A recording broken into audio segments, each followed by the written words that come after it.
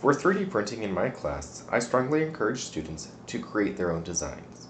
One of the best websites for this is tinkercad.com.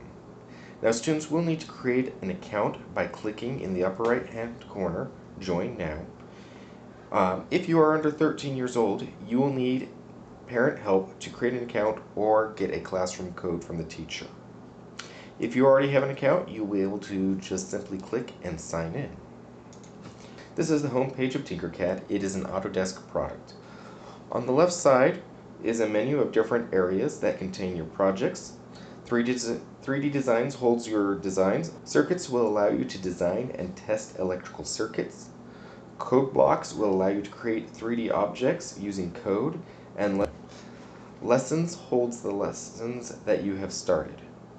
Across the top you have other menus. The most important one is Learn. This takes you to lessons about how to use tinkercad.com. You have simple starter lessons, you have more advanced lessons, and then you even have projects, which will allow you to create even more complex items. At any time in navigating Tinkercad, you can click on the Tinkercad icon to get you back to the main menu. From the main page, you can work on previous projects, or you can create new projects. Whenever you create a new project, Tinkercad automatically names it. I suggest changing the name first thing so you know what you're working on.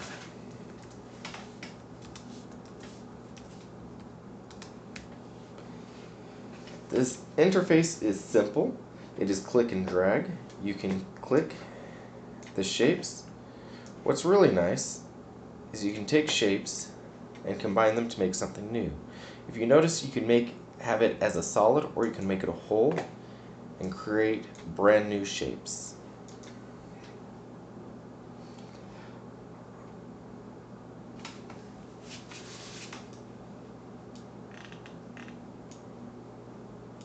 If you're confused about how I did this, I'd suggest looking at the tutorials. They explain everything. With your imagination, you can make anything.